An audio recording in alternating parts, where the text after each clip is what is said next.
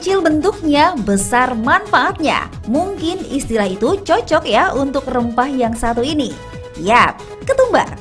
Tentu Anda sering menjumpainya di dapur. Selain dijadikan sebagai bumbu masakan, tanaman yang memiliki nama latin Coriandrum sativum ini juga memiliki manfaat bagi kesehatan. Salah satunya dipercaya sebagai obat untuk menurunkan kolesterol jahat dalam tubuh. Wah, bener nggak tuh? Nah, akan dibahas tuntas di segmen kali ini bersama farmakolog Dr. Wawai Muli Ar-Rozal berikut ini. Yuk kita simak. Fakta mitos yang pertama, katanya ketumbar dipercaya dapat meningkatkan kesuburan pria. Wah, bener nggak ya? Fakta atau mitos? Ini adalah fakta. Ini bisa dijelaskan karena ada berbagai studi, baik pada hewan coba maupun studi di laboratorium, yang menyatakan bahwa daun ketumbar yang diberikan kepada tikus itu akan menyebabkan peningkatan produksi sperma dan meningkatkan motilitas atau pergerakan sperma. Jadi, pada prinsipnya ini dapat membantu meningkatkan kesuburan pria. Tetapi pada keadaan tertentu di mana ada gangguan hormonal, tentu pasien tersebut harus berkonsultasi dengan dokter untuk mencari pengobatan yang tepat. Tampil menawan dan menjadi pusat perhatian tentu menjadi keinginan setiap orang. Melakukan olahraga dan juga diet menjadi hal yang rutin dilakukan untuk menurunkan berat badan.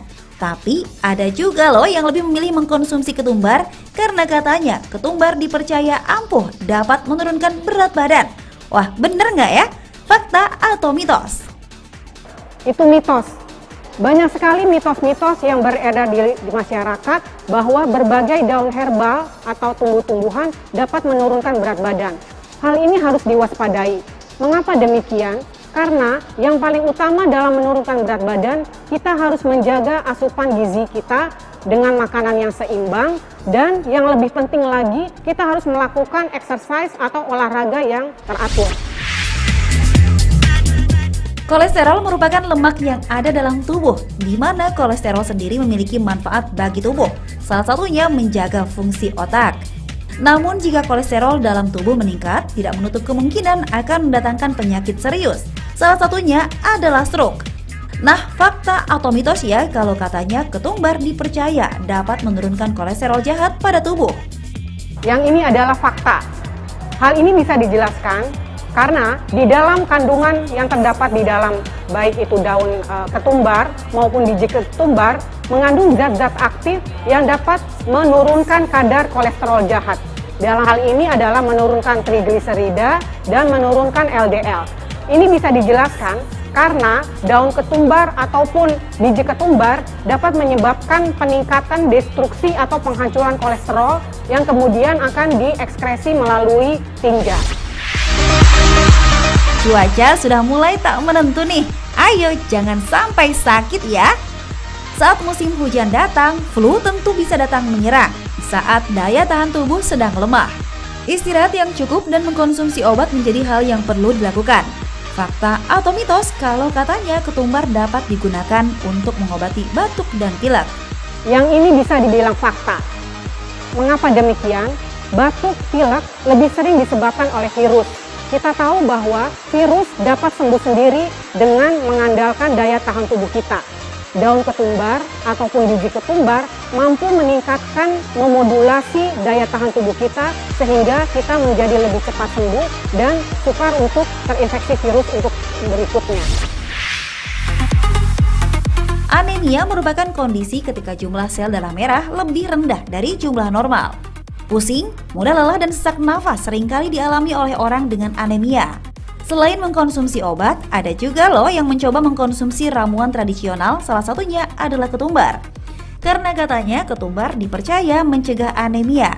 Apa ya kata Dr. Wawai Muli, fakta atau mitos? Yang ini mitos. Mengapa demikian?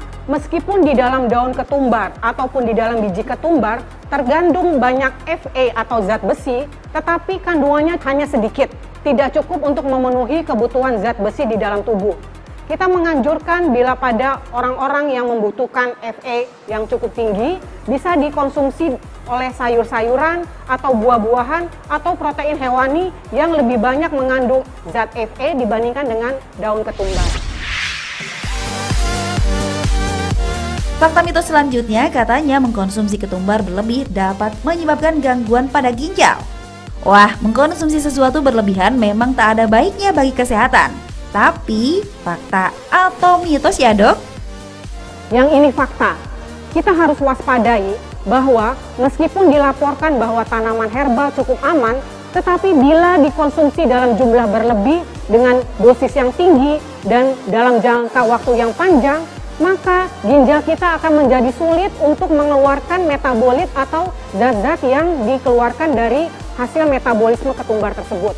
Apalagi kalau memang kita mempunyai gangguan fungsi ginjal, kita harus membatasi daun ketumbar ataupun zat-zat herbal lain karena berpotensi dapat menyebabkan kerusakan ginjal lebih lanjut. Jangan makan nasi panas, gulanya sedikit saja. Ayo, bagi Anda penderita diabetes tentu tak asing dengan peringatan seperti itu. Mengubah pola hidup menjadi lebih sehat tentu menjadi keharusan agar kadar gula Anda tak meningkat. Selain itu, Anda juga bisa mencoba mengkonsumsi ketumbar karena katanya bisa digunakan untuk obat diabetes. Fakta atau mitos ya? Yuk tanya lagi pada Dr. Wawai Muli. Ini fakta. Hal ini bisa dijelaskan karena sudah banyak bukti-bukti baik studi pada laboratorium maupun studi pada hewan coba, baik itu studi pada hewan maupun pada manusia, pada pasien-pasien dengan diabetes, terutama diabetes dengan kadar gula masih tidak terlalu tinggi, dapat membantu untuk menurunkan kadar gula darah. Ini bisa dijelaskan karena kandungan zat aktif yang terdapat di dalam daun ketumbar ataupun biji ketumbar dapat menyebabkan penggunaan atau utilisasi glukosa di dalam hati itu menjadi lebih meningkat, sehingga kadar glukosa yang beredar di dalam darah akan turun karena dia masuk ke dalam jaringan, dalam hal ini ke dalam hati. Pemirsa, bagi Anda yang ingin mencoba ketumbar untuk manfaat kesehatan, coba simak dulu tipsnya berikut ini. Untuk mengkonsumsi ketumbar, kita bisa menggunakan dua cara. Cara pertama yaitu dengan menggunakan daun ketumbar, dan cara kedua adalah dengan menggunakan biji ketumbar. Untuk menggunakan daun ketumbar, sebelum diolah, sebaiknya daun ketumbar dicuci dengan air bersih, kemudian direbus dengan 1 liter air, kemudian ditunggu sampai mendidih, dan disisakan airnya lebih kurang menjadi setengahnya. Lalu, air rebusan tersebut disaring dan dikonsumsi sebagai teh. Bila kita mengkonsumsi dalam bentuk biji ketumbar, lebih kurang 1 sendok makan biji ketumbar dituang ke dalam 1 liter air, kemudian didihkan, dan air rebusannya juga bisa digunakan sebagai konsumsi untuk teh. Yang perlu diingat dalam mengkonsumsi ketumbar, yang pertama, tidak dianjurkan untuk mengkonsumsi ketumbar pada anak di bawah umur 18 tahun. Kemudian, tidak juga dianjurkan dikonsumsi pada ibu hamil maupun menyusui. Dan bila ada riwayat alergi, sebaiknya kita harus menghindari penggunaan daun ketumbar karena ada berbagai laporan yang menyatakan ada orang-orang yang sensitif atau hipersensitif terhadap penggunaan daun ketumbar yang justru menyebabkan iritasi saluran cerna. Konsumsi yang ideal dalam hal mengkonsumsi ketumbar adalah paling banyak 1 atau 2 kali sehari dan dianjurkan tidak lebih dalam 3 bulan. Bila setelah 3 bulan gula darahnya tetap tinggi atau lemaknya tetap tinggi, tentu kita harus berkonsultasi kepada dokter untuk mencari pengobatan yang tepat.